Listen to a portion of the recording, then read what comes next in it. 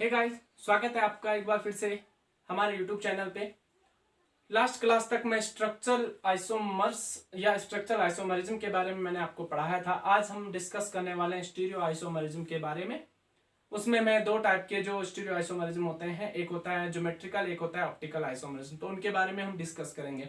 उससे पहले most important बात जो मैं आपको बताने वाला हूँ ये है कि ये जो आपको मैं पढ़ाऊंगा ये अकॉर्डिंग टू आरबीएसई आपका सिलेबस चल रहा है, Rajasthan board of secondary education के बेस पे ही ये सिलेबस चल रहा है। मैं आपको पहले बता देता हूँ। तो कंटेंट मैं उतना ही पढ़ाता हूँ यहाँ पे जितना क्या होता है आरबीएसई में होता है। जो बुक्स है उसकी प्रेफरेंस में उस बुक के हिसाब से हमें सिलेबस को कंप्लीट करना होता है। अब मैं ये बात क्यों बता रहा हूँ, क्योंकि बहुत सारे स्टूडेंट हैं जो आरबीएसई से हटके हैं, वो भी इस वीडियो को अगर देखेंगे तो उनको वो ज़्यादा बेनिफिट नहीं मिलने वाला है। क्यों नहीं मिलने वाला है? क्योंकि देखो बेटा, ज्योमेट्रिकल आइसोमरिज्म हो चाहे ऑप्टिकल आइसोमरिज्म हो, ये कोई छोटा सा टॉपिक तो है नहीं, बहुत डीप कॉन्सेप्ट होते हैं इसके। Total number of geometrical isomers कितने बनेंगे, total number of optical isomers कितने बनेंगे, या कहीं stereo isomers, total number of stereo isomers कितने बनेंगे, optical active compound, optical active form कितनी होगी, ऑप्टिकल इनएक्टिव फॉर्म कितनी होगी। ये क्वेश्चन बहुत डीप जाते हैं इसमें, अगर आप थोड़ा सा हायर क्लासेस में हो या किसी कंपटीशन एग्जाम की प्रिपरेशन कर रहे हो। अब मैं वो चीजें यहाँ पे नहीं पढ़ा सकता हूँ, क्योंकि यहाँ पर केवल थियोरेटिकल पोर्शन है जिसको हमें क्या करना होता है, पढ़ाना होता है, समझाना होता है, बच्चे को लिखना होता है। ठीक है, यहाँ पर जनरली क्या हो सकता है, कोई कॉम्प्लेक्स कंपाउंड देकर के उसके दो फॉर्म पूछ सकता है कि भाई इसके ज्योमेट्रिकल फॉर्म बनाए इसके, और वो भी कौन से बनाए जाएंगे, जो आरबीएसई की बुक में प्रेजेंट है। उससे बाहर का कोई कंटेंट तो आता नहीं है। तो इसीलिए 12th क्लास के लिए आरबीएसई के लिए यही ये सिलेबस है। इसके अलावा जितने भी स्टूडेंट हैं, अगर उस वीडियो को एज अ बेसिक नॉलेज लेना चाहते हैं तो आप देख सकते हो। लेकिन अगर आपको लग रहा है कि बहुत ज्यादा हायर इसमें पॉइंट जाने वाले हैं, तो बिल्कुल भी नहीं है। मैं आपको ऑनेस्टली बता रहा हूँ, इसमें कुछ भी हायर लेवल की चीज नहीं है। बस बेसिक से पॉइंट है जिसमें हमें समझाना है कि इसके कितने ज्योमेट्रिकल आइसोमरिज्म क्या होता है, ऑप्टिकल आइसोमरिज्म क्या होता है। फॉर्म भी नहीं समझाने होते यहाँ पे। एक बात मैं आपको क्लियर कर देता हूँ, ठीक है। तो अगर आप लोग थोड़ा सा कॉम्पिटिटिव एग्जाम की तैयारी कर रहे हो या हायर क्लासेस में पढ़ रहे हो, तो इस वीडियो को आप लोग देखो या ना देखो, आपकी इच्छा है। बेसिक नॉलेज के लिए देख सकते हो। ज्योमेट्रिकल आइसोमरिज्म क्या होता है, सबसे पहले मैं आपको बता देता हूँ। ज्योमेट्रिकल आइसोमरिज्म जनरली क्या कहते हैं हम, कि ऐसे स्टीरियो आइसोमर्स होते हैं, ये ऐसे स्टीरियो आइसोमर्स होते हैं जिनमें रिलेटिव पोजीशन या ओरिएंटेशन, जिनमें रिलेटिव पोजीशन या ओरिएंटेशन किसका, लिगेंड का डिफरेंट हो, जिनमें लिगेंड का रिलेटिव पोजीशन या ओरिएंटेशन डिफरेंट हो, या हम इससे स्पेसिफिकली कहें तो जो डोनर एटम होते हैं ना around centre metal atom, centre metal atom के अराउंड जो डोनर एटम होते हैं वो अगर डिफरेंट जुड़े हुए हैं, तो हम कह सकते हैं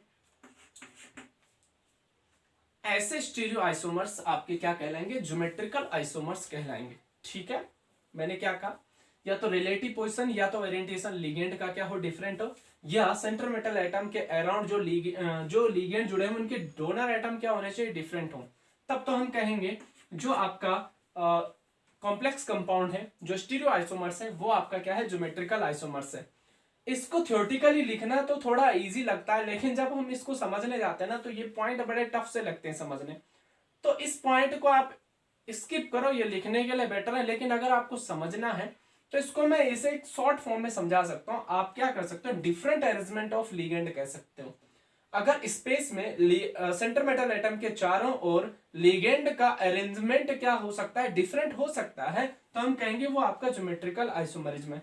लिगेंड का अरेंजमेंट डिफरेंट कैसे हो सकता है, वो समझने के लिए आपको एक चीज समझनी है कि अगर आप लिगेंड को क्या कर रहे हो, आप उसकी पोजीशन से दूसरी पोजीशन पे चेंज कर रहे हो, यानी कि एक लिगेंड को दूसरे लिगेंड के साथ क्या कर रहे हो, एक्सचेंज कर दे रहे हो, तो उस एक्सचेंज करते समय यदि इनके बॉन्ड एंगल भी चेंज हो जाएं, यदि इनके बॉन्ड एंगल भी चेंज हो जाएं, तो बॉन्ड एंगल चेंज होते ही हम जान जाएंगे कि ये दोनों फॉर्म एक दूसरे से डिफरेंट है, और हम कहेंगे कि ऐसे जो कॉम्प्लेक्स कंपाउंड है वो एक दूसरे के ज्योमेट्रिकल आइसोमर्स हैं। ठीक है, तो आपको क्या करना है, लिगेंड की पोजीशन को चेंज करते हुए ये देखना है कि उनमें बॉन्ड एंगल चेंज हो रहा है कि नहीं हो रहा है। अगर बॉन्ड एंगल भी चेंज हो रहा है तो हम कहेंगे ज्योमेट्रिकल आइसोमर्स है ये, और इनमें ज्योमेट्रिकल आइसोमरिज्म प्रेजेंट है, यानी कि जीआई पॉसिबल है। जीआई मतलब ज्योमेट्रिकल आइसोमरिज्म। और अगर हम कहेंगे कि बॉन्ड एंगल चेंज नहीं हो रहा है पोजीशन चेंज करने के बाद भी लिगेंडों की, तो हम कहेंगे उसमें जीआई पॉसिबल नहीं है। ठीक है, इसमें मोस्ट इंपॉर्टेंट पॉइंट ये आता है कि जब आप पोजीशन को चेंज करने जाओगे ना, जब आप लिगेंड की पोजीशन को चेंज करते हो ज्योमेट्रिकल आइसोमरिज्म में, तो एक लिगेंड को दूसरे से अगर आपको इंटर कन्वर्टेड करना है ना, चेंज करना है एक दूसरे से, तो वो तब तक पॉसिबल नहीं है जब तक आप मेटल टू लिगेंड बॉन्ड को ब्रेक नहीं करोगे। तो यहाँ पे सबसे मोस्ट इंपॉर्टेंट पॉइंट क्या है, इंटर कन्वर्ट करने के लिए, दो लिगेंड को एक दूसरे से इंटर कन्वर्ट करने के लिए यहां पर मेटल टू लिगेंड बॉन्ड क्या होता है, ब्रेक होता है। It is very important point. ठीक है, मेटल टू लिगेंड बॉन्ड आपको क्या करना होता है, ब्रेक करना होता है। ठीक है, ब्रेक करके उनकी पोजीशन चेंज करो। पोजीशन चेंज करने के बाद आप उनका बॉन्ड एंगल देखो, बॉन्ड एंगल चेंज हो रहा है तो वो आपके ज्योमेट्रिकल आइसोमरिज्म शो कर रहे हैं, नहीं हो रहा है तो वो ज्योमेट्रिकल आइसोमरिज्म शो नहीं कर रहे हैं। तो आपको मेन फोकस किस पे करना है, बॉन्ड एंगल पे फोकस करना है। ठीक है, चलो आगे बढ़ते हैं। अब ज्योमेट्रिकल आइसोमरिज्म यहां पर जो आपके सिलेबस में टेट्राहेड्रल में देखना है हमें, ऑक्टाहेड्रल कॉम्प्लेक्सेस में देखना है और स्क्वायर प्लेनर कॉम्प्लेक्सेस में देखना है। हम जनरली ये कह सकते हैं कि हमें कोऑर्डिनेशन नंबर 4 के लिए देखना है और कोऑर्डिनेशन नंबर 6 के लिए देखना है। कोऑर्डिनेशन नंबर 4 में टेट्राहेड्रल के लिए देखना है और स्क्वायर प्लेनर के लिए देखना है। ठीक है, जबकि कोऑर्डिनेशन नंबर 6 में हमें किसके लिए देखना है, कोऑर्डिनेशन नंबर 6 में हमें ऑक्टाहेड्रल कॉम्प्लेक्सेस के लिए देखना है। तो हमें चतुष्फल के संकुल यौगिकों में ज्योमेट्रिकल आइसोमरिज्म देखना है, स्क्वायर प्लेनर कॉम्प्लेक्सेस में ज्योमेट्रिकल आइसोमरिज्म देखना है, और ऑक्टाहेड्रल कॉम्प्लेक्सेस में भी क्या करना है, ज्योमेट्रिकल आइसोमरिज्म देखना है। ठीक है, तो यहाँ 3 जगह हमें ज्योमेट्रिकल आइसोमरिज्म देखना है, टेट्राहेड्रल में देखना है, स्क्वायर प्लेनर में देखना है और ऑक्टाहेड्रल में देखना है। तो सबसे पहले मैं बात करने वाला हूं geometrical isomerism in tetrahedral complexes, चतुष्फलकीय संकुलों में ज्यामितीय समावयवता। देखो, टेट्राहेड्रल जो कॉम्प्लेक्सेस होते हैं उसमें मेटल से 4 लिगेंड कुछ इस प्रकार से जुड़े होते हैं कि ये एक दूसरे से क्या करते हो, टेट्राहेड्रल ज्योमेट्री फॉर्म करते हो। ये इस प्रकार से जुड़े होंगे सेंटर मेटल एटम से कि टेट्राहेड्रल ज्योमेट्री क्या हो रही होगी, फॉर्म हो रही होगी। ठीक है, कुछ इस प्रकार से हम ऐसे बना सकते हैं इसको।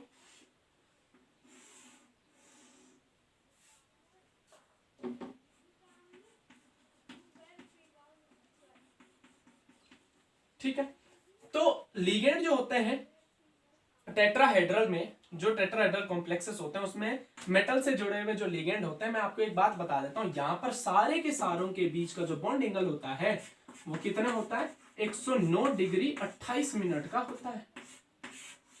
ठीक है, अगर मैं इसको लिगेंड 1 कहूं, इसको लिगेंड 2 कहूं, इसको लिगेंड 3 कहूं और इसको लिगेंड 4 कहूं, तो मैं ये कह सकता हूं बिटवीन लिगेंड 1 to 2, लिगेंड 1 और 2 के बीच, कॉमा लिगेंड 2 और लिगेंड 3 के बीच, कॉमा लिगेंड 3 और लिगेंड 4 के बीच, कॉमा लिगेंड 4 और लिगेंड 1 के बीच, या लिगेंड 1 और लिगेंड 3 के बीच। और कुछ बचा, लिगेंड 2 और लिगेंड 4 के बीच,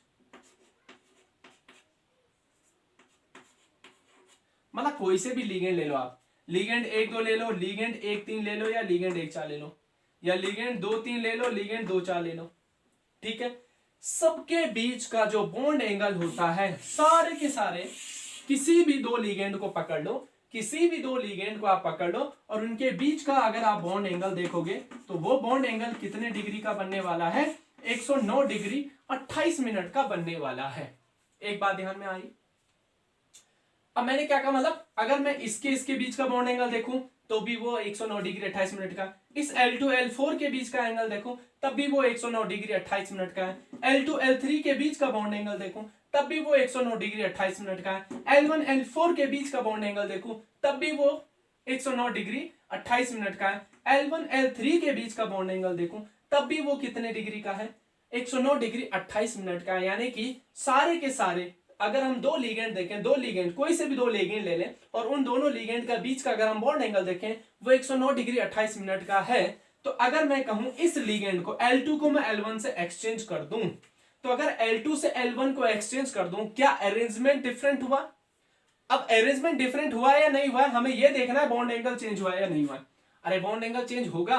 पॉसिबल ही नहीं है, क्योंकि सारे के सारे लिगेंड के बीच बॉन्ड एंगल 109 डिग्री 28 मिनट का है। तो आप L2 को L1 से चेंज करो, या L2 को L4 से चेंज करो, या L3 को L2 की जगह पे रख दो। किसी भी लिगेंड को आप एक्सचेंज करोगे तो एक्सचेंज करने के बाद भी कोई चेंजिंग नहीं आने वाला है, क्योंकि इनका सबके बीच का बॉन्ड एंगल पहले भी 109 डिग्री 28 मिनट का था। और जब सबके बीच का बॉन्ड एंगल 109 डिग्री 28 मिनट का है, तो आप किसी को किसी की पोजीशन चेंज भी कर दोगे तो इनके बॉन्ड एंगल में कोई चेंजिंग नहीं आने वाला है।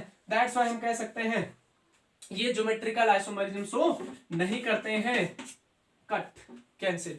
अगर आपसे पूछा जाता है चतुष्फलकीय संकुलियों की ज्यामितीय समावयवता प्रदर्शित क्यों नहीं करते हैं, तो आप लिखोगे इसमें सेंटर मेटल एटम से चारों लिगेंड जो जुड़े होते हैं वो सिमेट्रिकली जुड़े होते हैं और सबके बीच का जो बॉन्ड एंगल होता है वो 109 डिग्री 28 मिनट का होता है। दैट्स व्हाई अगर हम चेंज भी करें इनकी पोजीशन को, तो इनकी पोजीशन चेंज करने पर, इनके किसकी लिगेंड की पोजीशन चेंज करने पर इनके अरेंजमेंट में कोई चेंजिंग नहीं आएगा, क्योंकि इनके बॉन्ड एंगल में कोई चेंजिंग नहीं आ रहा। दैट्स व्हाई टेट्राहेड्रल जो कॉम्प्लेक्सेस होते हैं वो आपके ज्योमेट्रिकल आइसोमरिज्म शो नहीं करते हैं। फाइनल हुई बात। तो पहला तो मैंने आपको क्लियर कर दिया, ये ज्योमेट्रिकल आइसोमरिज्म शो नहीं करेगा। अब बात करते हैं स्क्वायर प्लेनर कॉम्प्लेक्सेस की, कि क्या स्क्वायर प्लेनर कॉम्प्लेक्सेस आपके ज्योमेट्रिकल आइसोमरिज्म शो करते हैं। तो इसको देखने के लिए सबसे पहले हम स्क्वायर प्लेनर कॉम्प्लेक्स बना करके देखते हैं, ठीक है। उसके बाद हम आगे बात करें।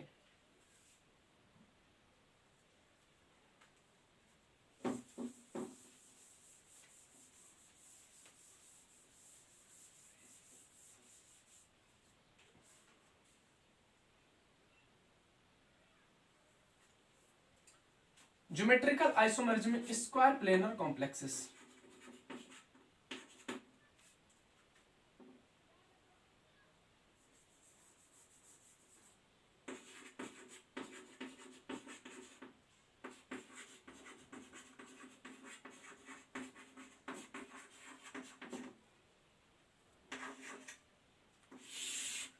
ठीक है,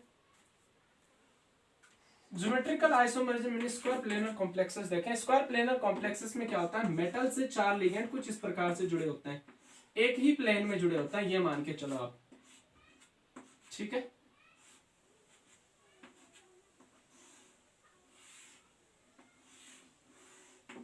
ये आपका स्क्वायर प्लेनर कॉम्प्लेक्सेस है। इस स्क्वायर प्लेनर कॉम्प्लेक्सेस की अगर मैं बात करूं,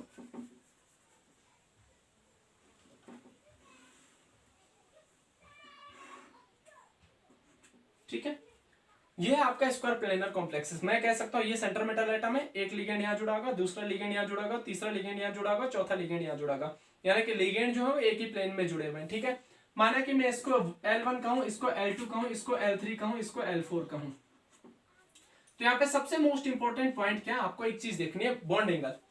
सो देखो, अगर मैं ये कहूं कि ये सेंटर मेटल एटम है और यहां से एक लिगेंड ये जुड़ा हुआ है, एक लिगेंड ये जुड़ा है, तो कुछ इस प्रकार से इन दोनों के बीच का जो बॉन्ड एंगल होता है वो 90 डिग्री का होता है, ठीक है। ये वाला जो बॉन्ड एंगल है इन दोनों लिगेंड के बीच L1 और L2 के बीच 90 डिग्री का है। तो ये वाला भी कितना डिग्री का है, 90 डिग्री का। ये वाला भी कितना डिग्री का है, 90 डिग्री का। ये वाला भी कितने डिग्री का है, 90 डिग्री का। तो मैं कह सकता हूं L1 L2 के बीच कितने डिग्री का कोण है, 90 डिग्री का, कॉमा L2 L3 के बीच कितने डिग्री का कोण है, 90 डिग्री का। L3 L4 के बीच कितने डिग्री का कोण है, 90 डिग्री का। L4 L1 के बीच कितने डिग्री का कोण है, 90 डिग्री का। यहां पर चार 90 डिग्री के एंगल बन रहे हैं। कहां कहां, L1 L2 L2 L3 L3 L4 L4 और L1 के बीच 90 डिग्री का एंगल है। उसके बाद आप देखो L1 और L3 के बीच ये पूरा का पूरा अगर आप ये एंगल देखोगे तो ये 180 डिग्री का एंगल दिखेगा। उसी प्रकार से L4 L2 के बीच जो एंगल दिखेगा आपको वो 180 डिग्री का दिखेगा। तो L1 L3 और L2 L4 के बीच कितने डिग्री का एंगल है, 180 डिग्री का एंगल है। यहां से आपको एक मोस्ट इंपॉर्टेंट पॉइंट ध्यान रखना है कि जो लिगेंड एक दूसरे से 90 डिग्री पर प्रेजेंट होंगे उनको हम कहते हैं सिस फॉर्म, और जो लिगेंड एक दूसरे से क्या होते हैं, अगर सेम लिगेंड आपका अगर सेम लिगेंड आपका 90 डिग्री पर प्रेजेंट हो एक दूसरे से तो वो सिस फॉर्म कहलाता है, और अगर सेम लिगेंड आपके 180 डिग्री पर प्रेजेंट हो तो वो आपकी क्या कहलाती है, ट्रांसफॉर्म कहलाती है। ठीक है, अगर सेम लिगेंड 180 डिग्री पर प्रेजेंट है तो उसको हम ट्रांसफॉर्म कहेंगे, और अगर सेम लिगेंड आपके 90 डिग्री पर प्रेजेंट है एक दूसरे से तो वो आपकी सिस फॉर्म कहलाएगी। सिस ट्रांस आपने 11th क्लास में भी पढ़ाई होगा, ज्योमेट्रिकल आइसोमरिज्म के लिए, वहां पे ऑर्गेनिक केमिस्ट्री के लिए था, यहाँ पे आपके कोऑर्डिनेशन केमिस्ट्री के लिए, बस इतना सा डिफरेंस है।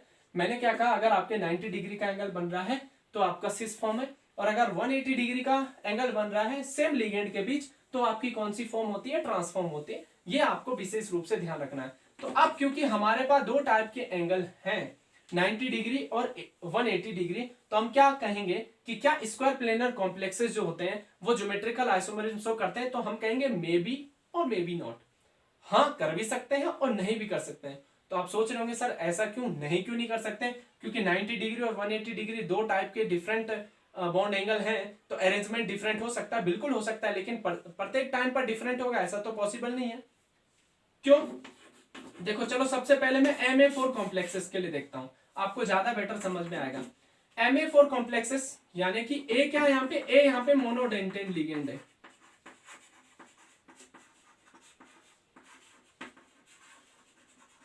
ठीक है, एक ऐसा स्क्वायर प्लेनर कॉम्प्लेक्स है जिसमें मेटल से 4 लिगेंड जुड़े हुए हैं, चारों की चारों सेम लिगेंड है, ए टाइप के लिगेंड है, चारों के चारों, A4 का मतलब चारों के चारों एक ही टाइप के लिगेंड है, और चारों के चारों क्या है आपके, मोनोडेंटेन लिगेंड है।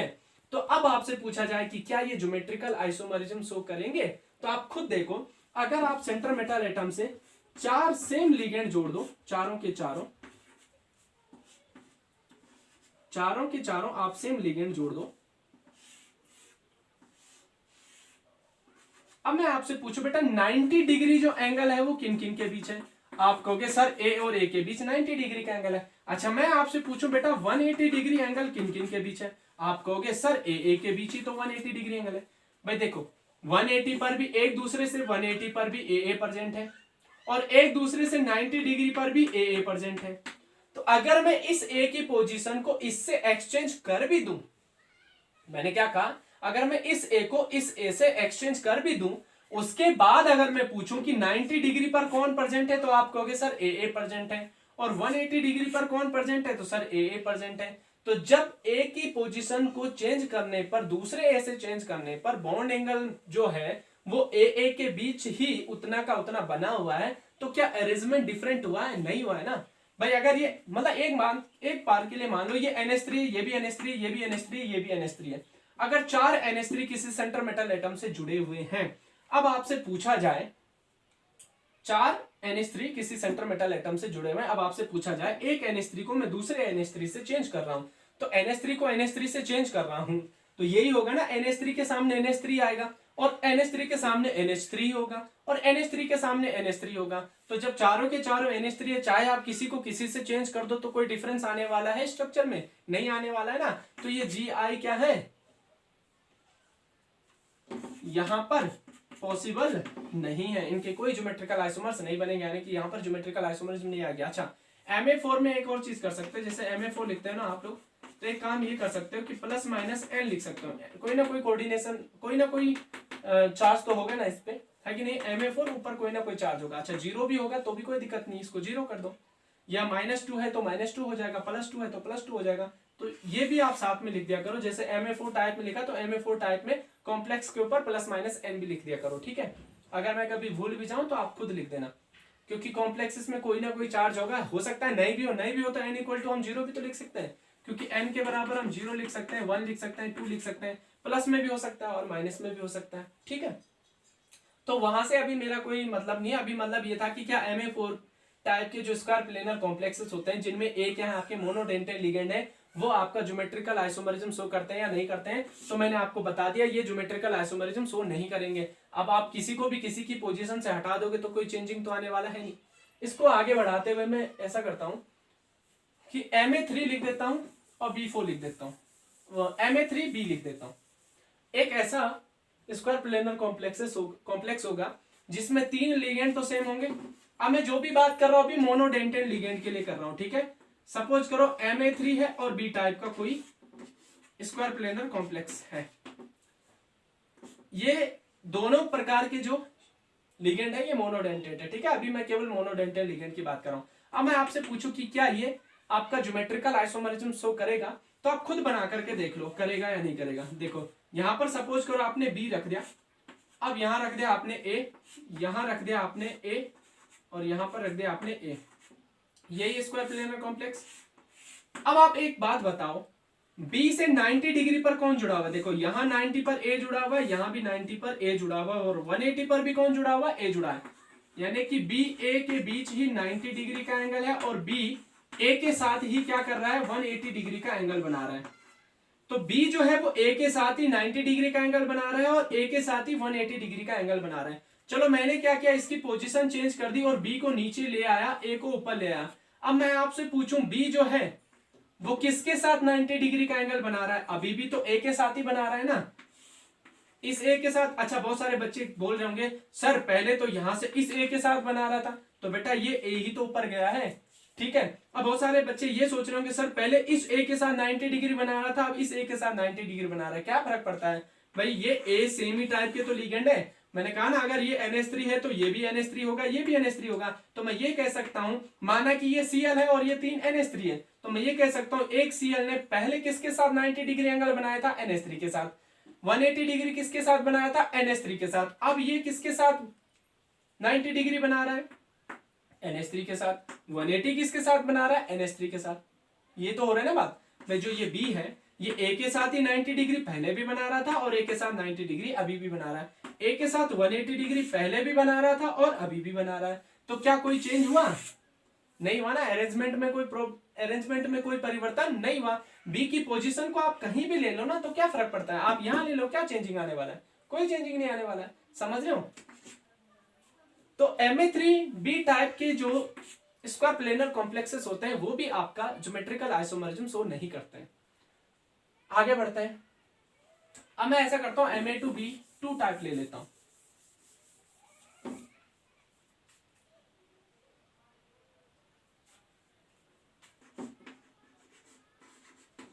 Ma2B2 टाइप का स्क्वायर प्लेनर कॉम्प्लेक्स है जिसमें प्लस माइनस n लिखते हैं मैंने, ठीक है।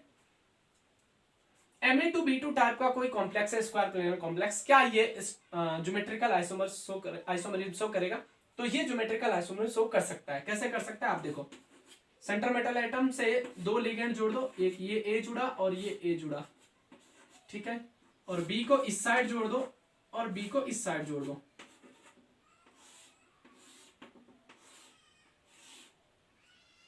अभी मैं आपसे पूछूं इस A और A के बीच का जो बॉन्ड एंगल है वो कितना डिग्री का है?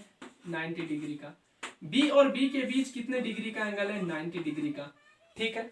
यानी कि A दोनों के दोनों सेम लिगेंड है और सेम लिगेंड के बीच 90 डिग्री का एंगल है। B दोनों सेम है, सेम के बीच कितने डिग्री का एंगल है? 90 डिग्री का एंगल है। तो ऐसा जो फॉर्म होता है, मैंने अभी अभी आपको कहा था, वो सिस फॉर्म होता है। अगर दो सेम लिगेंड के बीच आपको 90 डिग्री का एंगल दिख रहा है, यानी कि दोनों के दोनों लिगेंड आपको सेम साइड दिख रहे हैं, सेम लिगेंड, तो आपका क्या फॉर्म हो जाता है? सिस फॉर्म हो जाता है। अब हम क्या करेंगे, B को A के साथ एक्सचेंज कर देते हैं। अच्छा, अगर आप A को A के साथ एक्सचेंज करोगे तो कोई चेंजिंग नहीं आने वाला, क्योंकि B के सामने A रहेगा, B के सामने A रहेगा। लेकिन अगर मैं इस B को यहां उठा लूं या इस B को यहां उठा के रख दूं, दोनों में से किसी को भी उठाओगे तो वो सेम स्ट्रक्चर होगी कि नहीं होगी? मैंने क्या किया, इस B को यहां से यहां और इस A को यहां से यहां ला दिया। अब इतना एक्सचेंज करूंगा तो ये स्ट्रक्चर कुछ इस प्रकार से बनेगी कि यहां आ जाएगा आपका A और यहां आ जाएगा आपका A और यहां आ जाएगा आपका B और यहां आ जाएगा आपका B, ठीक है। अब मैं आपसे पूछूं कि ये स्ट्रक्चर और इस स्ट्रक्चर में आपको कोई डिफरेंस दिख रहा है? तो बिल्कुल डिफरेंस दिख रहा है। पहले A और A के बीच 90 डिग्री का एंगल था, अब A और A के बीच कितने डिग्री का एंगल बन रहा है? आप साफ देख रहे होंगे, 180 डिग्री का एंगल है। B और B के बीच पहले कितने डिग्री का एंगल था? 90 डिग्री का एंगल था। अब कितने डिग्री का एंगल बन रहा है? 180 डिग्री का एंगल बन रहा है। यानी कि A के बीच 180 डिग्री और B के बीच 180 डिग्री का एंगल बना है। तो 90 डिग्री से चेंज हो चुका है बॉन्ड एंगल, कितना? 180 डिग्री आ चुका है। यानी कि अरेंजमेंट जो है वो डिफरेंट हो चुका है। और अगर अरेंजमेंट डिफरेंट हुआ है तो ये फॉर्म बिल्कुल ज्योमेट्रिकल आइसोमरिज्म शो कर रहा है। अब ये अगर सिस है तो मैंने आपको कहा था दो सेम लिगेंड के बीच अगर आपका 180 डिग्री का एंगल बन रहा है तो वो कौन सी फॉर्म होती है? ट्रांसफॉर्म होती है। तो ये आपकी ट्रांसफॉर्म है, ये आपकी सिस फॉर्म है। ठीक है, यहां से आपको एक बात तो पता चल गई होगी सिस और ट्रांस हम कैसे देखते हैं। ठीक है, अब कोई तीसरी फॉर्म इससे बना सकते हो आप। बहुत सारे बच्चे सोचेंगे सर इस बी को यहां रख दो, रखो ना, क्या फर्क पड़ने वाला है। फिर बी और बी 90 डिग्री पे आ जाएंगे और ए 90 डिग्री पे आ जाएंगे, तो ये पहले वाला स्ट्रक्चर हो जाएगा।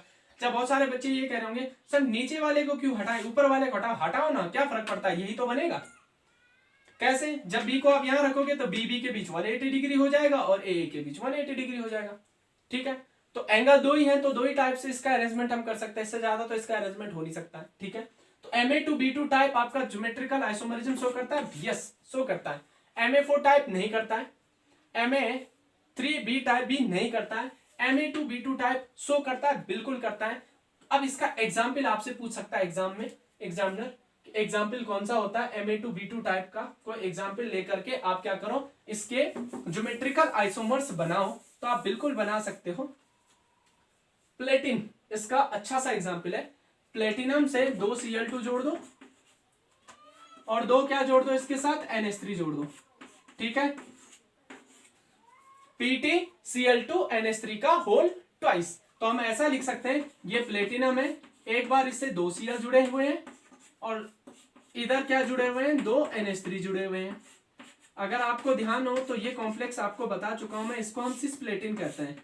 क्या कहते हैं इसको, सिस्प्लेटिन कहते हैं। सिस्प्लेटिन कहाँ यूज होता है आपको अच्छे से पता है, कैंसर के उपचार में सिस्प्लेटिन का हम यूज करते हैं, तो यही ये दवा है। ठीक है, तो लिख भी सकता है आपसे सिस्प्लेटिन। कैंसर के उपचार में आरबीएससी के द्वारा एक क्वेश्चन बन सकता है कि जो कैंसर के उपचार में एक कॉम्प्लेक्स कंपाउंड है उसका फॉर्मूला लिखिए या उसका नाम लिखिए, तो आपको लिख देना है सिस्प्लेटिन है। ठीक है, वैसे 11th क्लास में आपने पढ़ा होगा, जब हम पहला ही चैप्टर पढ़ते हैं कि औषधि के क्षेत्र में जो रसायन विज्ञान है उसका क्या महत्व है, तो वहां पे आप पढ़ते होंगे सिस्प्लेटिन होता है, ये आपके कैंसर के उपचार में यूज होता है। बहुत सारी दवाई, एड्स से रिलेटेड दवाई के लिए भी वहां पे मेडिसिन के नाम लिखे होते हैं, आपको पता ही है, फर्स्ट चैप्टर आपने 11th क्लास में पढ़ा होगा। तो सिस्प्लेटिन ये सिस फॉर्म होता है। अच्छा, ट्रांसफॉर्म बनेगा, कैसे बनेगा देखो, सिस फॉर्म कैसे बना, Cl के बीच 90 डिग्री, NH3 के बीच 90 डिग्री का एंगल था। अब इस NH3 को इस NH3 से या इसको इससे चेंज कर दो, तो चेंज करोगे तो ये हो जाएगा, प्लेटिनम सेंटर पे आएगा, यहाँ Cl आ जाएगा, यहाँ NH3 आ जाएगा, बस इतना तो चेंज करना है। यहाँ आपका बनेगा NH3 और यहाँ बनेगा आपका Cl। तो ये दोनों एक दूसरे से कितने डिग्री पर आ चुके हैं, 180 डिग्री पर, और Cl कितने डिग्री पर आ चुके हैं, 180 डिग्री पर। तो ये आपका क्या कहलाएगा, ट्रांसप्लेटिन। ठीक है, तो ये आपका सिस्प्लेटिन है और ये आपका ट्रांसप्लेटिन है। तो Ma2B2 टाइप का जो एग्जाम्पल बनता है वो यही एग्जाम्पल बनता है आपका, कौन सा बनता है, PtCl2 NH3 का होल ट्वाइस। ठीक है, यहां तक क्लियर हुआ, आगे बढ़ते हैं। ठीक है, आगे बढ़ो। अच्छा, मैं अगर यहां पे ये लिखूं,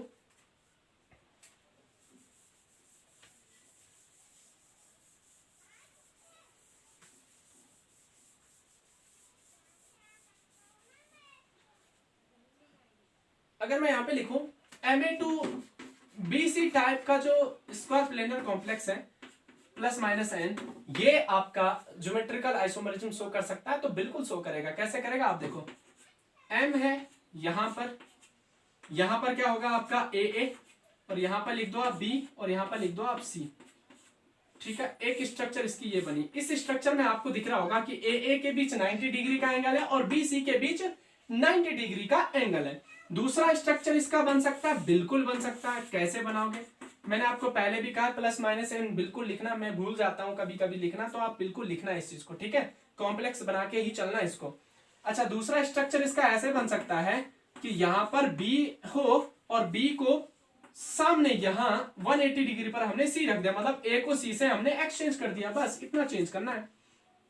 तो यहां A आ जाएगा और यहां A आ जाएगा, तो ये दोनों एक दूसरे के डिफरेंट फॉर्म है कि नहीं है। देखो, ये फॉर्म है और इस फॉर्म में डिफरेंस आ रहा है कि नहीं आ रहा है, आप ही बताओ, आ रहा है या नहीं आ रहा है, बिल्कुल आ रहा है। कैसे, यहाँ देखो B और C आपके पहले 90 डिग्री पर थे और इस समय B और C कितने डिग्री पर है, 180 डिग्री पर। पहले यहाँ A और A कितने डिग्री पर था, 90 डिग्री पर था, अब यहाँ पर A और A कितने डिग्री पर है, 180 डिग्री पर है। तो ये दोनों फॉर्म आपकी क्या है, डिफरेंट है, तो हम कह सकते हैं इसके क्या बनने वाले हैं, दो ज्योमेट्रिकल आइसोमर्स बनने वाले हैं। इसके कितने ज्योमेट्रिकल आइसोमर्स बनने वाले हैं, दो ज्योमेट्रिकल आइसोमर्स इसके भी बनने वाले हैं। इसका एग्जाम्पल ले सकते हो, बिल्कुल ले सकते हो। आप पीटी ले लो, एक आपका Cl ले लो और एक आपका NO2 ले लो, ठीक है, और दो आपके NH3 ले लो। बस अब आपको क्या करना है, जहां पर B रखा है वहां पे Cl रख दो, जहां पर C लिखा हुआ वहां पर NO2 लिख दो, और जहां पर AA लिखा हुआ वहां पर आप क्या लिख दो, NH3 लिख दो। तो बस ये बन गया आपके दो स्ट्रक्चर, इसके भी बन जाएंगे। ये एग्जाम्पल हो गया इसका, बना लोगे ना आराम से। भाई प्लेटिनम को मेटल की जगह लिख देना, B की जगह Cl लिख देना, और C की जगह क्या लिख देना, NO2 लिख देना, और AA कौन हो गया आपके दो सेम लिगेंड कौन है यहाँ पर, NH3। बस इस प्रकार से इसके दो स्ट्रक्चर आप बना सकते हो, ठीक है। आगे बढ़ते हैं।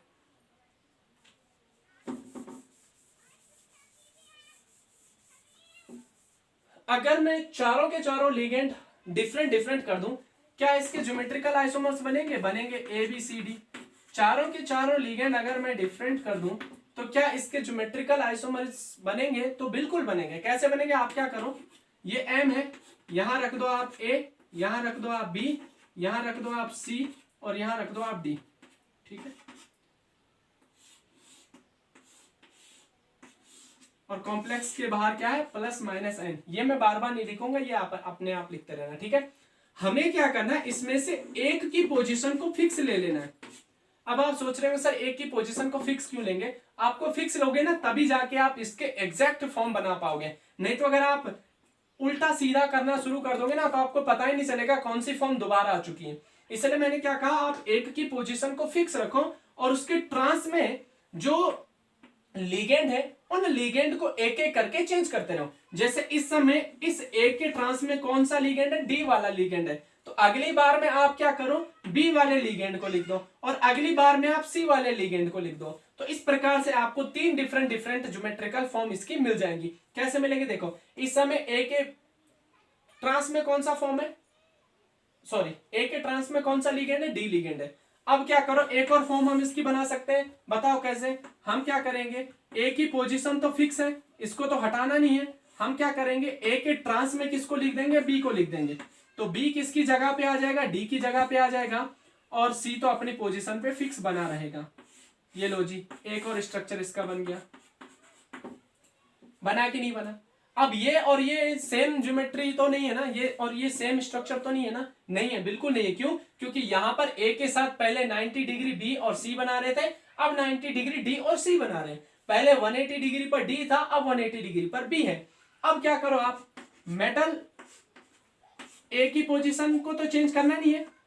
अब क्या करो, डी बी की जगह पर आप सी रख दो और सी को बी की जगह पर लेके जाओ, तो बी ऊपर आ जाएगा और सी आ जाएगा आपका नीचे, ठीक है। यहां पर आपका बना रहेगा डी। इस वाले कॉम्प्लेक्स में आप देखो, क्या ये इन तीनों से मैच करता है, ये वाला इन दोनों से मैच करता है, बिल्कुल नहीं करता, क्योंकि यहां पर बी था, यहां पर डी था, और यहां पर क्या है आपका सी है। इसके अलावा आप कोई सा भी स्ट्रक्चर बना लो, इसके अलावा आप कोई सा भी स्ट्रक्चर बना लो, वो इन तीनों से मैच कर रहा होगा। अब आप सोचो सर हम बना के देखते हैं, हम ए को यहां सी से रिप्लेस कर देंगे। करो, अगर आप ए को सी से रिप्लेस करोगे तो क्या होगा, ए यहां आएगा, सी यहां आएगा, और बी आपका यहां पर रहेगा, और डी आपका यहां पर रहेगा।